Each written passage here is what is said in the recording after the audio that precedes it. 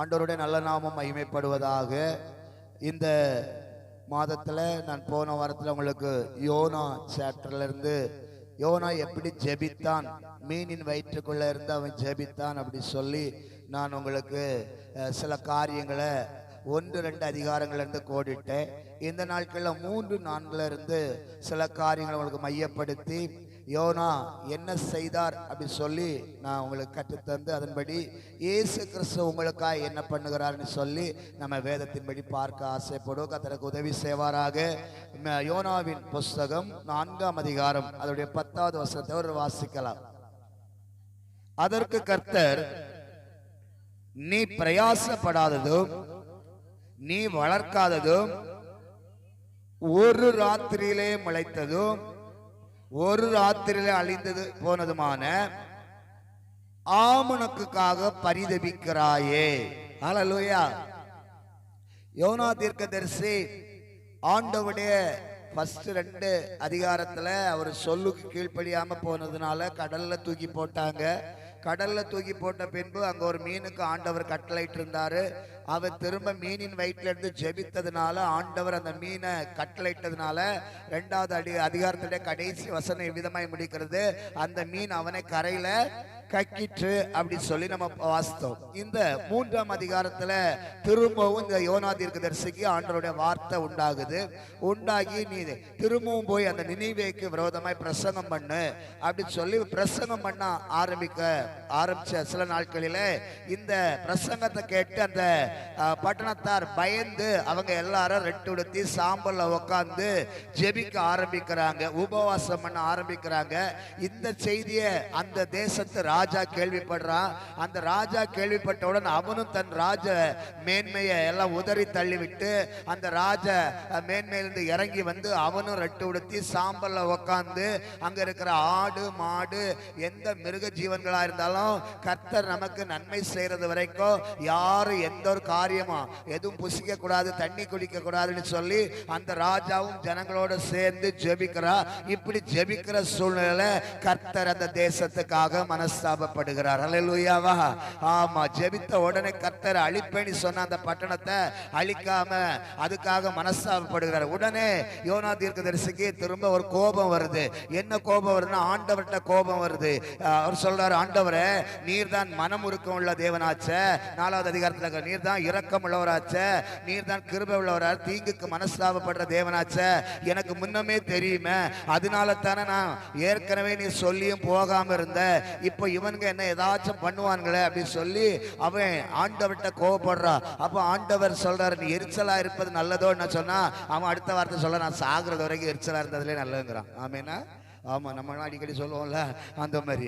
அப்ப இந்த சூழ்நிலையில இவன் இந்த தேசத்துக்கு இந்த பட்டணத்துக்கு நினிவே பட்டணத்துக்கு என்ன நடக்குது அப்படின்னு சொல்லி அதை பார்க்கணும் அப்படிங்கிறதுக்காக அந்த பட்டணத்தை விட்டு வெளியே போய் அங்க ஒரு குடிசையை போட்டு அந்த குடிசையில உட்காந்து இந்த பட்டணத்துக்கு என்ன நேரிடங்கிறத பார்க்கறதுக்காக உட்காரும் போது அவனுக்கு ஒரு தூக்கம் வர சூழ்நிலை. கர்த்தர் ஒரு ஆமணக்கு செடியை அவனுக்கு தலைக்கு மேல வளர வச்சு அவனுக்கு நல்ல சொகுசா காத்து வர வச்சார். ஹல்லேலூயாவா.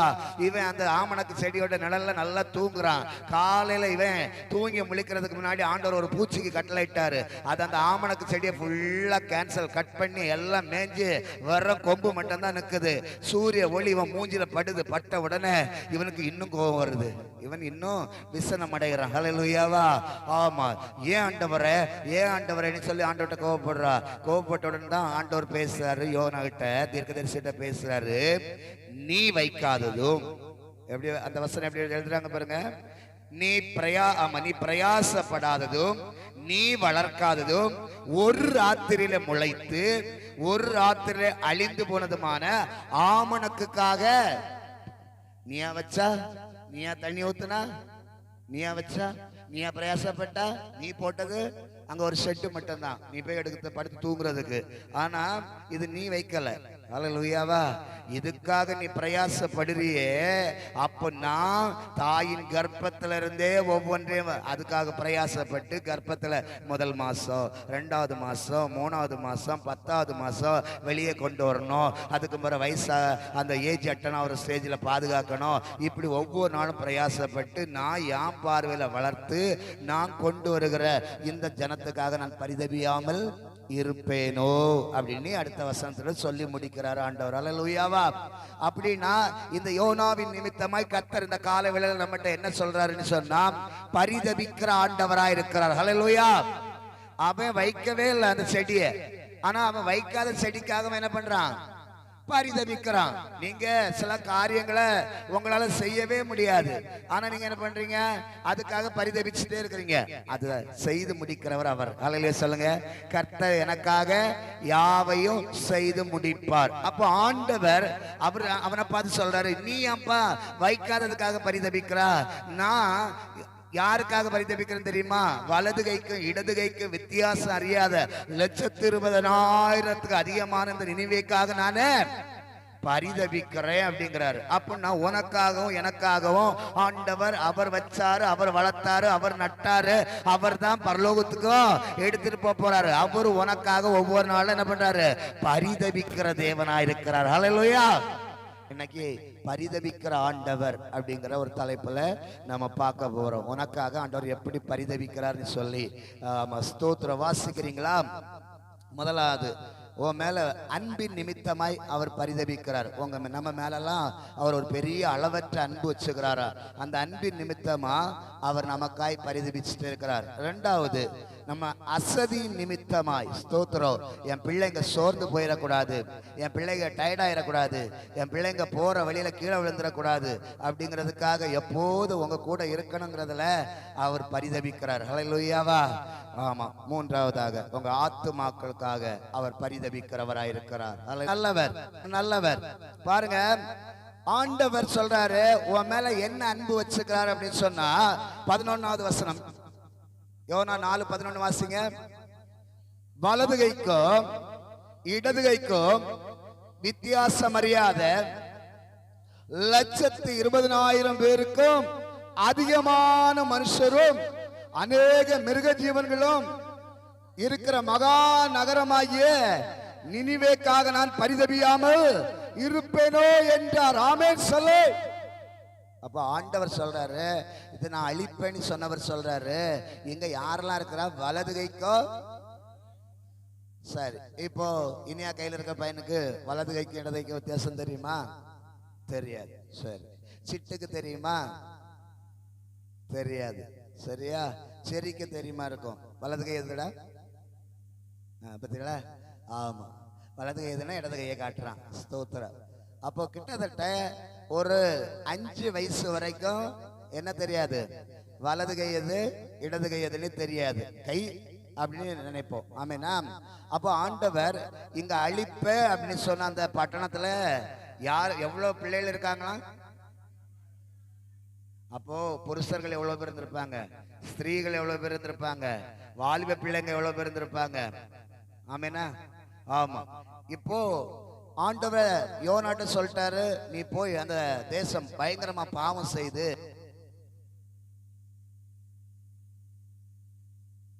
போற அப்படின்னு சொல்லு அப்படி சொன்ன உடனே இவரும் 2வது தரம் போய் ஆண்டோட வார்த்தை வந்துச்சு அப்படி சொல்லி இவங்களுக்காக பிரசங்கம் பண்ண உடனே 3ஆம் அதிகாரத்துல, ஸ்தோத்திரம், 5ஆம் வசனம் வாசிங்க. அப்பொழுது நினிவேயில் உள்ள ஜனங்கள் தேவனை விசுவாசித்து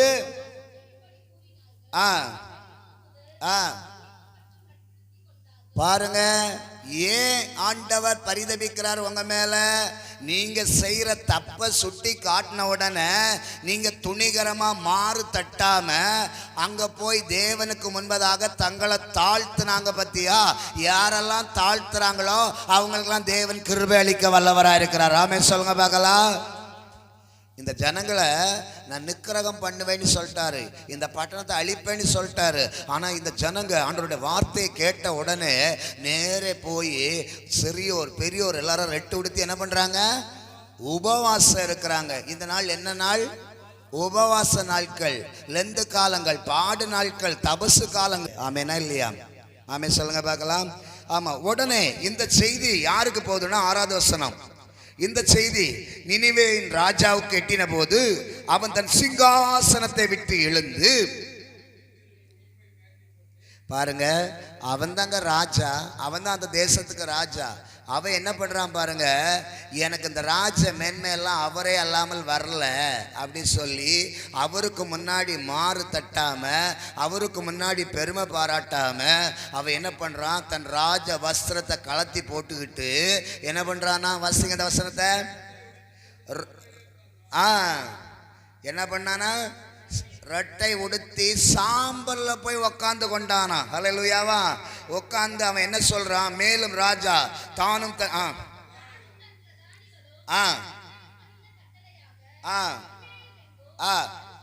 மனுஷரும் மிருகங்களும் மாடுகளும் ஆடுகளும் ஒன்று ருசி பாராதிருக்கவும் மேயாமலும்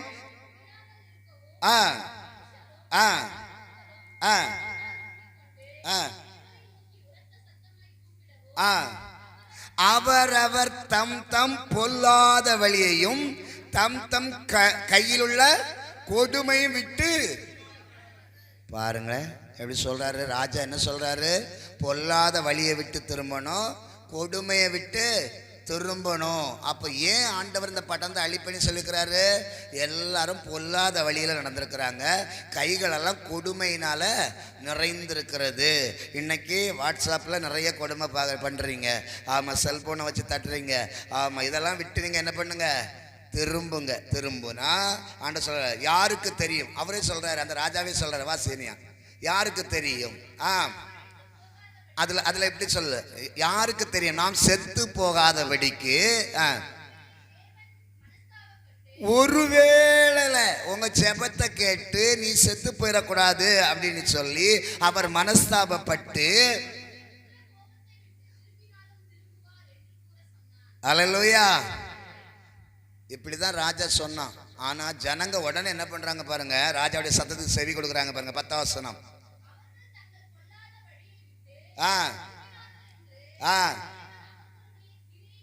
கிரியைகளை பார்த்து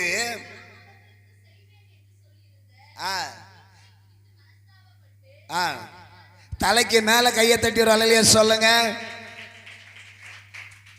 அப்ப பிரச்சனை உங்களை விட்டு போகணும்னா நீங்க என்ன பண்ணணும், என்ன பண்ணணும், உங்க தீய வழியை விட்டு, பொல்லாத வழியை விட்டு, உங்க அக்கிரமத்தை விட்டு நீங்க என்ன பண்ணணும், மாறணும். இப்படி மாறினா தான், இதுக்காக தான் கர்த்தர் உங்களுக்காக பிரயாசப்படுற, பரிதபிக்கிறார். இப்படி மாறின உடனே யோனாவுக்கு ரொம்ப கோபம் வந்துட்டு, ஏசப்பா சொன்னாரே அவர் மனம் மாற மனப்புத்திரன் நல்லன்னு சொல்லிக்கிறாரு, இப்போ என்ன பண்ணிட்டாரு, மனம் மாறிட்டாரு, அழிப்பேன்னு சொல்லிட்டு அழிக்காம விட்டுட்டாரு அப்படின்னு சொல்லி அவனே திரும்ப சொல்றான் பாருங்க.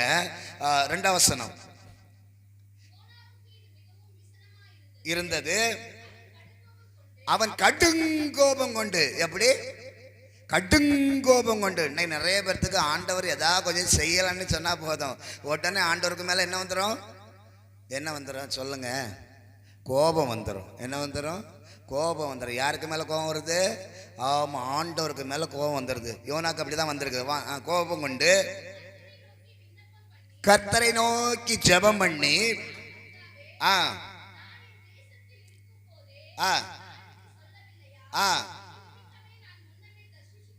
ஓடி போனேன்.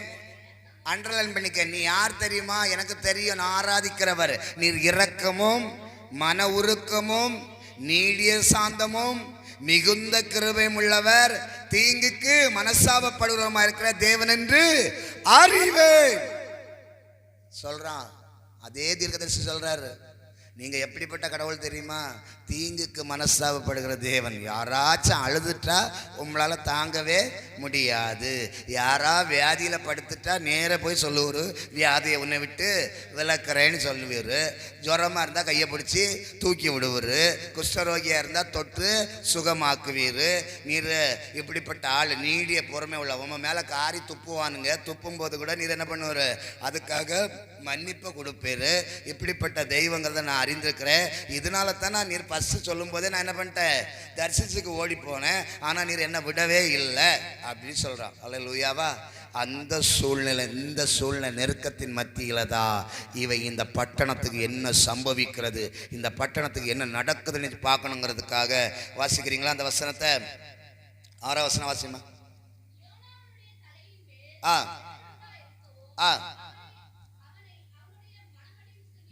அண்டர்லைன் பண்ணி வச்சுங்க, அந்த வார்த்தை ரொம்ப தேவை உங்களுக்கு. அவனை அவனுடைய மனமடிவுக்கு ஆண்டவர் அடிக்கடி உங்களுக்கு செய்கிற ஒரு காரியம். இந்த காரியம் நீங்கள் நிறைய நேரத்தில் மனமடிவாயிடுறீங்க. சின்ன சின்ன காரியங்கள் நமக்கு சக்ஸஸ் ஆகலன்னு உடனே, சின்ன சின்ன காரியங்கள் நமக்கு ஜெயமாக மாறலன்னு உடனே நமக்கு முதல்ல வர்றது என்ன தெரியுமா? மன கஷ்டம். அதான் மனமடிவு, மன கஷ்டம். ஏசப்பாட்டையும் ஜெபம் பண்ணேன், அதுவும் டிலே ஆகிட்டே இருக்குது. மற்ற கோயிலுக்கும் போகிறேன், அதுவும் இதாகுது. சொல்கிறீங்களா இல்லையா? மனமடிவு வருதா இல்லையா? நமக்கு கிடைச்சிட்டுனா மட்டும் சந்தோஷம் தலைக்கு மேலே வருதே வெளிய, மற்றபடி கிடைக்கிறது வரைக்கும் போராட மாட்டாங்கிறோம். அல்லையா சொல்லுங்க. ஆமாம், வாசிங்க.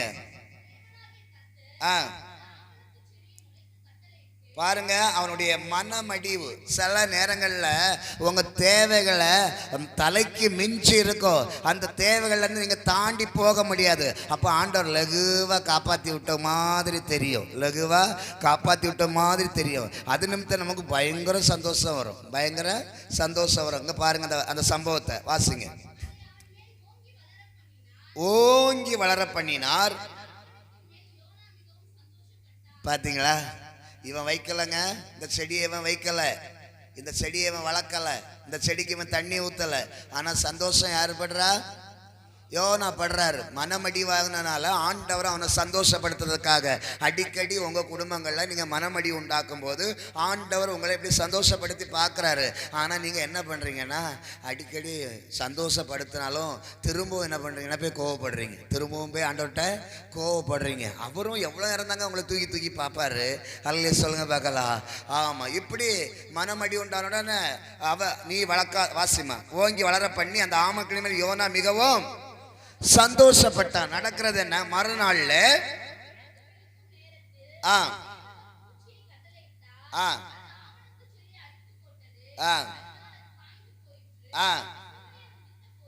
உதித்த போது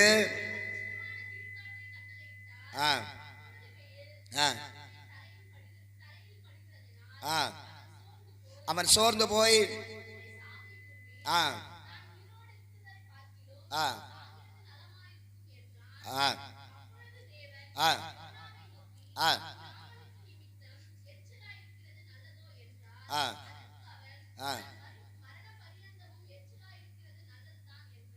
இப்போதான் கர்த்தர் சொல்றாரு, நீயா வச்சா, நீயா வளர்த்தா, நீயா பிரயாசப்பட்டா. இப்போ பிள்ளை யார் தந்திருக்கிறா? பிள்ளை யார் தந்திருக்கிறா? கர்த்தர் கொடுத்திருக்கிறார். அல்லையா சொல்லுங்க பார்க்கலாம். அப்போ பிள்ளைய கர்ப்பத்துக்குள்ள வைக்கிறது யாரு? கர்த்தர். நீ பிரயாசப்பட்ட நடந்துருமா? நடக்காத. பைபிள் என்ன சொல்லுது? கர்ப்பத்தின் கனி கர்த்தரால் வரும் சுதந்திரம். இங்க என்ன சம்பவம் ஹைலைட் அதுக்குள்ள மறைஞ்சிருக்கு தெரியுமா? மறுநாள் காலையில் கிழக்கு வெளுக்கும் போது, இப்போ இவர் யாரு? தீர்க்கதரிசி. காலையில் இவர் என்ன பண்ணியிருக்கணும்? எழும்பி தேசத்துக்காக ஜெபம் பண்ணியிருக்கணும், இல்லை அவருடைய ஆத்துமாக்களுக்காக ஜெபம் பண்ணியிருக்கணும். மற்றவங்கெல்லாம் ஜெபம் பண்ணுறாங்க. இவன் சொன்னான் பாருங்க, நற்செய்தி அறிவித்தான் பாருங்க, இந்த ஆண்டவர் சொன்ன வார்த்தை. அவங்கெல்லாம் என்ன பண்ணிட்டாங்க? ஜெபம் பண்ண ஆரம்பிச்சிட்டாங்க. ஆனால் ஊழியக்காரர் என்ன பண்ணுறாரு? தூங்கிட்டு இருக்கிறாரு. ஊழியக்காரர் என்ன பண்ணுறாரு? தூங்கிட்டு இருக்காரு. தூங்கிட்டு இருக்கிறதுனால ஸ்தோத்திரம் என்ன நடக்குது அப்படின்னு சொன்னால், கர்த்தர் ஒரு வெயில் உஷ்ணம் அவன் மேலே பட்டு அவனை எழுப்புறது. உடனே அவனுக்கு இன்னும் என்ன பண்ணுறது? கோபம் வருது. அப்போ உங்கள் சில நேரங்கள் இங்கே என்ன பண்ணுறாங்க, இந்த ஜனங்க அங்கே சத்தம் கேட்ட உடனே, தீர்க்கதரிசியின் சத்தம் கேட்ட உடனே தங்களை தாழ்த்தி ஜெபம் பண்ணதுனால ஆண்டவர் அவங்க மேலே மனஸ்தாபப்படுறாரு. இந்த சத்தத்தை கேட்குற வாழ்க்கையில் ஒரு வேளையில் இது வரைக்கும் ஆண்டவருக்கு முன்னாடி உன்னை தாழ்த்தி ஜெபிக்க இல்லையா? ஜெபம் பண்ண ஆண்டவர் உன் குடும்பத்துக்காக மனஸ்தாபப்படுவார். ஆண்டவர் சொல்கிறார், வலது கைக்கு இடது கைக்கு வித்தியாசம் அறியாத 1,20,000 பேருக்கு அதிகமான மனுஷர்கள், அநேக மிருக ஜீவன்கள் நான் கொல்ல மாட்டேன். ஏன்னா எவனாகிலும் சிறு பிள்ளை போல மாறாவிட்டால் பரலோக ராஜ்யத்துக்கு வர முடியாது. அப்போ அங்க ஆல்ரெடி பரிசுத்த சந்ததி இருக்குது. தேவனால் தெரிந்து கொள்ளப்பட்ட சந்ததியைத்தான் அவரங்க சொல்றாரு. இவங்களை ஹைலைட் பண்ணல, ஜோங்களை பண்ணவங்களை ஹைலைட் பண்ணி சொல்லலை. ஆல்ரெடி பரிசுத்தமாக இருக்கிறாங்க பேர். வலது கைக்கு இடது கைக்கு அந்த ஜீவனுக்காக நான் பரிதவிக்காமல் இருப்பேனோ அப்போ உன் ஆத்மா விலையேற பெற்றது. உன் ஜீவனுக்காக ஆண்டவர் ஒவ்வொரு நாளும் உன் மேலே வச்ச அன்பு எப்படி தெரியுமா? கல்வாரி சிலுவையில் வச்சார். அல்லேலூயா சொல்லுங்க. அதனால தான் அவர் பரிதபிக்கிறாரு. நான் தான் வச்சேன், நான் தான் வளர்த்தேன், நான் தான் பிரயாசப்பட்டேன். இன்னைக்கு மனம் திரும்பிடுவா, இன்னைக்கு மனம் திரும்பிடுவா, இப்போ மனம் திரும்பிடுவா, இப்போ பாவத்தை அறிக்கை பண்ணிடுவா.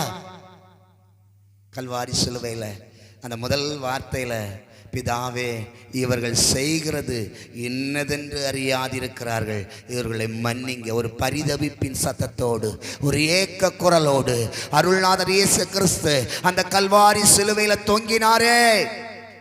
எதற்காக தெரியுமா? உன்னை என்னை ரட்சிப்பதற்காக, உன்னை என்னை மீட்பதற்காக அவர் பரிதபித்து கொண்டிருக்கிறார். ஓ மேல வச்ச அன்பு அளவு கடந்ததா இருந்தது. ஏன் தெரியுமா? இயேசு அன்பாகவே சுற்றி திரிந்தாரா, அவர் அன்புள்ளவராகவே இருக்கிறாரா. ஆமேனா? அந்த அன்பின் தெய்வம் உன்னை ஒரு தாயை போல, ஒரு தகப்பனை போல, தாய் எப்படி மார்புல சுமக்கிறாளோ அதே போல உன்னை மார்புல சுமக்கிறாரு. தகப்பன் எப்படி தோள் மேல சுமக்கிறாரோ அதே போல உன்னை ஒவ்வொரு நாளும் நீ இடறிராதபடி, நீ பாவத்தில் விழுந்து போகாதபடி உனக்காய் பரிதபிக்கிறவராய் கல்வாரி சிலுவையிலே தொங்கி, ஆண்டவரே இவர்களுக்கு மன்னிப்பை கொடுங்கப்பா, இவங்களுக்கு மன்னிப்பை கொடுங்கப்பா. கொஞ்சம் யோசித்து பாருங்க. ரத்தம் சொட்ட சொட்ட, அங்க வாரினால் அடிக்கப்பட்ட அந்த காயங்கள்ல இருந்து வடிகிற ரத்தங்கள் சொட்ட சொட்ட, ஈட்டி பாய்ந்த அந்த காயங்கள்ல இருந்து ஒரு பரிதபிக்க குரல், ஒரு ஏக்க குரல் தெய்வத்துக்கு நேராய் போகிறத பார்க்க முடியும். பிதாவே இவர்கள் செய்கிறது என்னவென்று அறியாதிருக்கிறார்கள், இவர்களை மன்னியும். உனக்காக உன் மேல வச்ச நீ செத்துறக்கூடாது, நீ மடிஞ்சிடக்கூடாது, உன் ஆத்துமா பிழைக்கணுங்கிறதுக்காக ஒவ்வொரு நாளும் அவர் உனக்கு மன்னிப்பை கேட்டு அதிநிமித்தமாய் அவர் பரிந்து பேசுகிறவராயிருக்கிறார். ஹல்லேலூயா சொல்லுங்க பார்க்கலாம். ஆமென் சொல்லுங்க பார்க்கலாம். ரெண்டாவதாக நான் சொன்னேன், சோர்ந்து போகிறவங்களுக்கு, அதாவது அசதி நிமித்தமாய், நீங்க இருக்கிற அசதி நிமித்தமாய், சோர்வின் நிமித்தமாய் அவர் உங்களுக்காய் பரிதபித்துக் கொண்டிருக்கார். மத்தேயு 15ஆம் அதிகாரம் 32 வசனத்தை வாசிங்க. மத்தேயு 15:32. பின்பு இயேசு தம்முடைய சீசர்களை அழைத்து ஜனங்களுக்காய் பரிதபிக்கிற, அண்டர்லைன் பண்ணுங்க, ஜனங்களுக்காய் பரிதபிக்கிற. அங்க வலதுகைக்கு இடதுகைக்கு வித்தியாசம் தெரியாத ஜனங்களுக்காய் பரிதபிச்சாரு. இங்க ஜனங்களுக்காய் பரிதபிக்கிறேன், இவர்கள் என்னிடத்தில் 3 நாள் தங்கியிருந்து சாப்பிட ஒன்றுமில்லாது இருக்கிறார்கள். நல்ல கவனிச்சு பாருங்க. இவர்களை பட்டினியாய் அனுப்பிவிட எனக்கு மனதில்லை, வழியிலே சோர்ந்து போவார்களே. வாழ்க்கை பயணத்துல நீங்க என்ன பண்ணிடக்கூடாது? சோர்ந்துடக்கூடாதுங்கிறக்காக பரிதபிக்கிறார்கள். இஸ்ரவேல் ஜனங்க அடிமைத்தன வாழ்க்கையில இருந்து வெளியே வரும்போது முதல்ல செங்கடல், அங்க சோர்ந்து போறாங்க. அங்க என்ன பண்றாங்க? சோர்ந்து போறாங்க. ஆண்டவர் செங்கடல்களை பிளந்து விடுறாரு. பிளந்து விட்ட உடனே அங்க அக்கறைக்கு போறாங்க. அங்க தண்ணி இல்லாம சோர்ந்து போயிடுறாங்க. உடனே மாறாவை மதுரமா மாற்றாரு. கற்பாறையிலிருந்து தண்ணீர் வர வைக்கிறாரு. அவங்க எங்கெங்கெல்லாம் சோர்ந்து போனாங்களோ அங்கங்கெல்லாம் அவங்களுக்கு சோர்வை நீக்கிறார். அவங்களுக்காய் பரிதபிக்கிறவாய், கூடவே செல்லுகிற தெய்வமாய், பகல்ல மேகஸ்தம்பமாய், இரவுல அக்னி ஸ்தம்பமாய் கடந்து செல்கிறாரு. கடைசியில அவங்க சொல்றாங்க, எங்களுக்கு இறைச்சி வேணும். எங்களுக்கு என்ன வேணும்? இறைச்சி வேணும். நாங்கள் இந்த கொமட்டிக்காகவும் இந்த விளரிக்காவும் சாப்பிடக்காக வந்தோம். ஆமாம், இதுகளுக்கு அங்கே இல்லையா, எகிப்தில் இல்லையா அப்படின்னு சொல்லி தேவனை கொஞ்சம் பரீட்சை பார்க்குற மாதிரி இருக்கிறாங்க. ஆனாலும் ஆண்டவர் அவங்க கேட்ட காரியத்தில் அவங்களுக்கு நியாயம் செய்யும்படியாக, அவங்களுக்கு உதவி செய்யும்படியாக கர்த்தர் அங்கே காடைகளை வரவழைத்தார். ஹல்லேலூயா சொல்லுங்க பார்க்கலாம். ஆமா, இங்க ஆண்டவர் மலை பிரசங்கம் பண்ணி கொண்டிருக்கிறார். அவருடைய ஊழிய நாட்கள்ல அந்த மலை பிரசங்கம் பண்ற நேரத்துல ஜனங்கள் 3 நாள் இயேசு கிறிஸ்து எங்கெல்லாம் இருக்கிறாரோ அங்கெல்லாம் அற்புதம் நடக்குது, அங்கெல்லாம் அதிசயம் நடக்குது, அங்கெல்லாம் விடுதலை உண்டாகுது, நோய் மாறுது, பேய்கள் ஓடுது அப்படின்னு சொல்லி அங்க அநேக ஜனங்கள் இயேசு எங்கெல்லாம் போறாரோ அங்கெல்லாம் போறாங்க. இப்படி அவருடைய பிரசங்கத்தை கேட்கிறதுக்காக வந்த ஜனங்க 3 நாள் ஆண்டவரோட தங்கிட்டாங்க. எத்தனை நாள் தங்கிட்டாங்க? 3 நாள் ஆண்டவரோட தங்கிட்டாங்க. இப்போ பிரசங்கமெல்லாம் முடிஞ்சு எல்லாரும் விடுதலை ஆகிட்டாங்க. எல்லாரும் வீட்டுக்கு போகிற ஒரு தருணம் வந்துட்டு, இப்போ இந்த தருணத்தில் ஜனங்களுடைய மூஞ்சி ஆண்டவர் பார்க்குறாரு. எல்லாரும் சோர்ந்துருவாங்கப்பா, என் பிள்ளைங்க சாப்பிட்றதுக்கு ஒன்றும் இல்லாமல் சோர்ந்துடக்கூடாது. சிங்கக்குட்டிகள் தாட்சி அடைந்து பட்டினி ஆகி கிடக்கோ, கர்த்தரை தேடுறவர்களுக்கோ ஒரு நன்மையும் குறைபடாது. ஆமைன்னு சொல்கிறவங்க தலைக்கு மேலே கையை தட்டி, தலைக்கு மேலே கையை தட்டி ஷரக ரத டர பக லத ரநாமா எஸ் க்ளோரி. ஆமீனா? ஆமாம். உடனே ஆண்டவர் பார்த்து சொல்கிறாரு, என்னவா அங்கே உங்கள்கிட்ட ஏதாச்சும் இருக்குதா அப்படின்னு சொல்லி கேட்கும்போது அங்கே மீன் அப்பத்தை அவர் ஆசீர்வதித்து அதனை எல்லாத்துக்கும் ஆகாரமாய் கொடுத்து மீதியும் எடுக்க வைத்தார். ஹல்லேலூயாவா. இன்னைக்கு உன் வாழ்க்கையில் எந்தெந்த காரியங்கள் மீதி எடுக்க முடியாமல் சோர்ந்து போய் பரிதவிக்கிறியோ அந்த காரியத்தில் கர்த்தர் உனக்கு மீதி எடுக்க வைப்பார். உன் தலையை எண்ணெயினால் அபிஷேகம் பண்ணுவார். உங்கள் பாத்திரங்கள் நிரம்பி வழியோ. இந்த காரியத்தில் இந்த கடன் பிரச்சனையை முடிச்சு நான் வெளியே வந்துடுவேன், அதில் ஒரு மீதி எடுத்துருவேன் அப்படி சொல்லி அப்படியே ஏறி வரும்போது டக்குனு கீழே விழுந்த போல இருக்கும். ஆண்டவர் உன் முக சோர்வெல்லாம் உன் வசதியெல்லாம் பார்க்குறாரு. பார்த்து என் பிள்ளைங்க ஒரு நாளும் கீழே விழுந்துடக்கூடாதுங்கிறதுக்காக, உன் சோர்வை நீக்கிறதுக்காக அந்த கல்வாரி சிலுவையில் அப்படியே உன் முகத்தை பார்த்து சொல்கிறாரு, இதோ உன் தாய், அதோ உன் மகன் சொல்லி அந்த நேச கரத்தை நிமித்தமாய் ஒவ்வொரு நாளும் உன் சொந்த இரட்சகரை உன்னை பிள்ளையா நினைச்சு உன் பக்கத்தில் வச்சுக்கிறாரு. அவரை பார்த்து சொல்லுங்க, ஆண்டவரே நீர் எங்களுக்காய் சிலுவையில் தாகமாக இருக்கிறீங்களப்பா. எத்தனை பேர் சொல்றீங்க? சிலுவையில் தாகமாக இருக்கிறாரா, பரிதபிக்கிறாரா? என் பிள்ளைங்க சோர்ந்துடக்கூடாது, ஜீவ தண்ணீரை நான் கொடுக்கணும். நான் கொடுக்கிற தண்ணீரை குடிக்கிறவனுக்கோ ஒரு காலமோ தாகம் உண்டாகாது. தண்ணீர் இல்லைன்னா உங்களுக்கு என்னங்க வரும்? சோர்வு வரும், அசதி வரும், டயர்ட்னஸ் வரும், மயக்கம் வரும். வருமா வராதா? மயக்கம் வருமா வராதா? கேர்னஸ் வருமா வராதா? ஒரு ஒன்றும் இல்லைங்க, நாளைக்கு வரைக்கும் நீங்கள் தண்ணி குடிக்காமல் இருந்து பாருங்கள், எப்படி இருக்கும்? நெஞ்செல்லாம் அடைச்சிட்டு ஒரு மாதிரி படப்படப்படப்படப்படன்னு வரும், கீழே விழுந்துற மாதிரி இருக்கும். சரியா? இவங்க 3 நாள் சாப்பிடாமல் இருந்தாங்களாம் தேவ சமூகத்தில். ஹல்லேலூயா சொல்லுங்க பார்க்கலாம். ஆமாம், ஸ்தோத்திரம். ஆண்டவர் இந்த காரியத்தை பார்க்குறாரு. அந்த சாரி பார்த்து விதவை வீட்டில் அவளுக்கு சாப்பிட்டு அடுத்த நேரம் சாப்பிட்டு செத்து போகிற அனுபவம். ஆனால் ஆண்டவர் அந்த வீட்டுக்குள்ளே போய் அந்த வீட்டை ஆசீர்வதிச்சு ஒரு தீர்க்கதரிசி அனுப்பிச்சு அவள் பானையில் எண்ணெய் மாவும் குறைபடையாமல் இருக்கணும்னு சொல்லி உனக்காக ஒவ்வொரு நாளும் பரிதபித்து கொண்டிருக்கிறார். ஹல்லேலூயா சொல்லுங்க பார்க்கலாம். உன் குறைவை நீக்குவதற்காக அவர் பரிதபிக்கிறார். ஹல்லேலூயாவா. முதல்ல உன் குற்றங்களை மன்னிப்பதற்காக அவர் பரிதபிச்சார். ஆமென் சொல்லுங்க.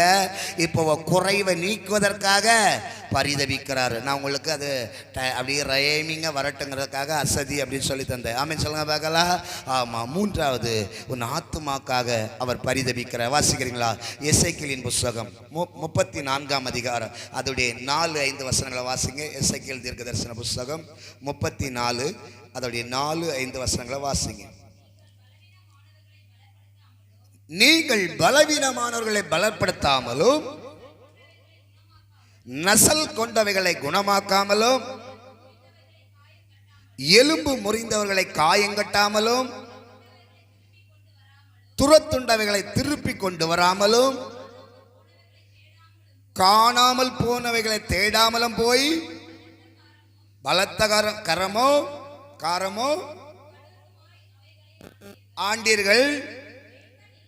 மேப்பன் இல்லாததினால் அவைகள் சிதறுண்டு போனவைகள் காட்டு மிருகங்களுக்கெல்லாம் இரையாயிற்று. ஹல்லேலூயாவா. ஆண்டவர் இந்த பகுதியை நீங்க வாசித்தேன்னு சொன்னாக்கா இஸ்ரவேலுடைய மேய்ப்பர்களை குறித்து, மேய்ப்பர்கள் தன்னுடைய மந்தையை சரியாக மேய்க்காததுனால அவங்கக்கிட்ட இருக்கிற அந்த ஆத்துமாக்களுக்காக ஆண்டவர் ஒவ்வொரு நாளும் பரிதபிக்கிறத அங்கே நம்ம பார்க்க முடியும். ஹல்லேலூயா சொல்லுங்க. ஆமாம். 34 பார்த்தீங்கன்னு சொன்னால் அந்த 2வது வசனத்தில் சொல்ல, மனுப்புத்திரனே, இஸ்ரவேலின் மேய்ப்பருக்கு விரோதமாய் தீர்க்க தரிசன முறை நீ தீர்க்க தரிசன முறைத்து அவர்களை சொல்ல வேண்டியது என்னவென்றால், கர்த்தராகிய ஆண்டவர் மேய்ப்பர்களுக்கு சொல்கிறார், தங்களை மேய்க்கிற இஸ்ரவேலின் மேய்ப்பருக்கு ஐயோ, மேய்ப்பர்கள் அல்லவா மந்தையை. இப்போ புரியுதா உங்களுக்கு? ஏன் உங்களுக்கு இவ்வளோ கஷ்டப்பட்டு உங்களை திட்டி சொல்லித்தரேன்னு சொல்லி உங்களை சரியாக மேய்க்கலைன்னா எங்களை தள்ளிடுவார். எப்படி இருக்கிறாங்களா மேய்ப்பர்கள் தெரியுமா? அவருடைய பிள்ளைகளை எப்பவுமே அவர் மேய்ப்பராகவும், உங்க ஆடுகள்னு சொல்லியிருக்குது. ஆடுகள்னு சொன்னால் நம்ம தான். ஆமே சொல்லுங்க பார்க்கலாம். ஆமாம், நானே நல்ல மேய்ப்பன், நல்ல மேய்ப்பன் ஆடுகளுக்காய் தன் ஜீவனை கொடுக்கிறான். அவர் நல்ல மேய்ப்பராகவும் நம்மளை ஆடுகளாகவும் பாவிக்கிறார்கள். இல்லை சொல்லுங்க பார்க்கலாம். ஆமாம், ஸ்தோத்திரம். அப்போ இந்த மேய்ப்பர்கள் என்ன பண்ணுவாங்களாம்? பலவீனமானவர்களை பலப்படுத்தாமலும் என்ன பண்ண மாட்டாங்களாம்? பலவீனமா வந்திருப்பாங்க. பலவீனம்னா என்ன? நீங்க சரீர பலவீனம் கிடையாது, ஆவியில பலப்படாம இருந்திருப்பீங்க. சர்ச்சைக்கு வருவீங்க, ஆனா சரியா வசனத்துல பலப்பட மாட்டீங்க, நல்ல அந்நிய பாஷையில பலப்பட மாட்டீங்க, வசனத்தை மற்றவங்களுக்கு சொல்ல மாட்டீங்க. பலப்படுற அனுபவம் நமக்குள்ள இருக்காது. ஆனா நம்ம யாரு? சர்ச்சுக்கு போவோம். அதுதான் அந்த ஊழியக்காரங்களை பற்றி அதுக்கு மேல் வசனம் சொல்லுது. நீங்கள் நெய்யை சாப்பிட்டு ஆட்டு மயிரை உடுப்பாக்கி கொள்கிறீர்கள், கொளுத்ததை அடிக்கிறீர்கள், மந்தையை மேய்க்காமல் போனீர்கள். யாராவது தசமாபம் கொடுத்துட்டா அவங்க பக்கமாக சேர்ந்துறது. யாராவது இருதயத்தின் காயத்தில் பாஸ்டர் வந்து என்னை ஜோம் பண்ண மாட்டாரா அப்படின்னு நினைப்பாங்க. ஆனால் இவங்கள பாஸ்டர் எட்டி பார்க்குறதே கிடையாது, காணிக்கை கொடுக்குறவங்கள மட்டும் பார்க்குறது. நம்ம சபையில் அப்படி இல்லைன்னு வச்சுக்கோ, ஆனால் வெளியே அப்படி இருந்திருக்குது. அதனால கர்த்தர் அதை எழுதுறாரு. அதில் சொல்லுங்க பார்க்கலாம். ஆமாம். அப்புறம் அடுத்தது சொல்றாரு, நசல் கொண்டவைகளை குணமாக்காமலும். அவங்க வாழ்க்கையில நெருக்கப்படுகிற நேரத்தில் அவங்களுக்கு தேவையான வார்த்தையை சொல்லி அவங்கள குணமாக்காமலும். ஏன்னா கர்த்தருடைய வார்த்தை சொல்லுது, அவர் தமது வசனத்தை அனுப்பி அவர்களை குணமாக்குனார். அப்போ இருதயம் காயப்பட்டு நசல் கொண்டு நெருக்கப்பட்டு வந்திருப்பாங்க. ஏதாச்சும் ஒரு வார்த்தை கிடைக்காதா? ஏதாவது ஒரு வார்த்தை என் குடும்பத்துக்கு நேராக வராதா? ஏதாவது ஒரு வார்த்தை பலிபீடத்திலிருந்து எனக்கு நேராக வராதா அப்படி சொல்லி ஏக்கத்தோடு இருக்கிற அந்த ஜனங்களை சரியா மேய்க்காததுனால கர்த்தர் அப்படிப்பட்ட ஜனங்களுக்காய் அவரே பரிதபித்து மேய்ப்பர்களை தள்ளுறாரு. ஆமே சொல்லுங்க பார்க்கலாம். நானே நல்ல மேய்ப்பனா இருக்க போறேங்கிறார். ஹல்லேலூயாவா சொல்றாரு பாருங்க. எலும்பு முறிந்தவங்களை காயம் கட்டாமலும்.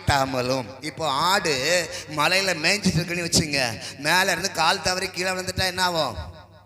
கால் முறிஞ்சு எலும்பு நொறுங்கிரும். இப்போ மேய்ப்பன் அதை என்ன பண்ணணும்? எடுத்து அதுக்கு ஏதாச்சும் வைத்தியம் பார்த்து காலை கட்டணும். ஆனா நம்ம என்ன பண்றோம்? கசாப்பு கடைக்கு அனுப்பிச்சிடுறோம், இனி இதுக்கு மேலே ஆவாதுன்னு சொல்லி.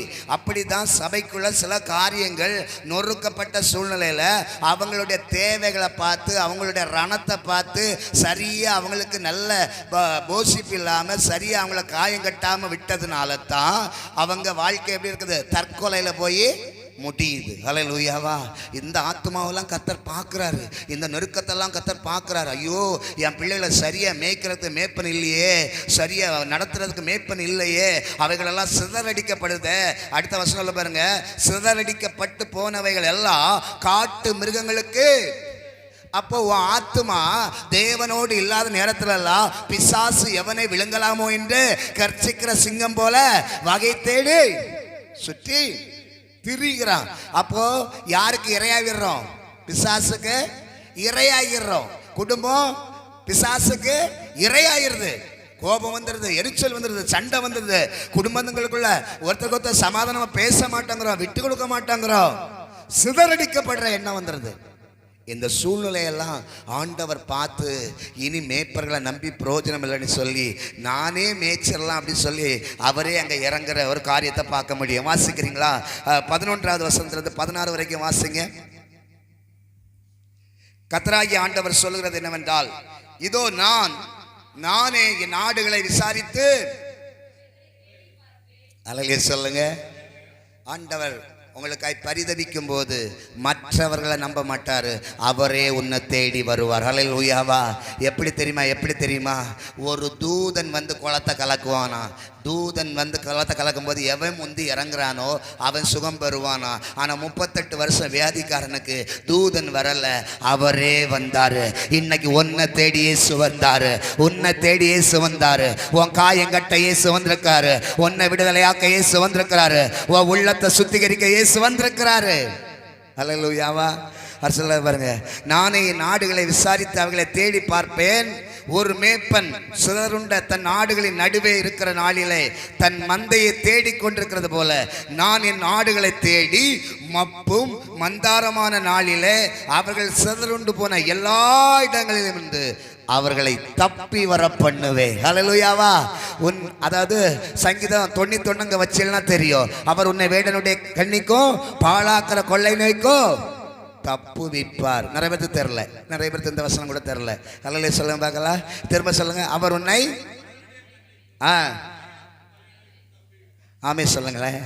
ஆமா, ஸ்தோத்திரம். பாருங்க, ஆண்டவர் உங்களுக்காய் பரிதவிக்கும் போது உங்க கால் கண்ணிகளில் மாட்டிக்கொள்ளாது, எந்த இதிலும் சிக்கி கொள்ளாது. அவரே அதை என்ன பண்ணுவாரா?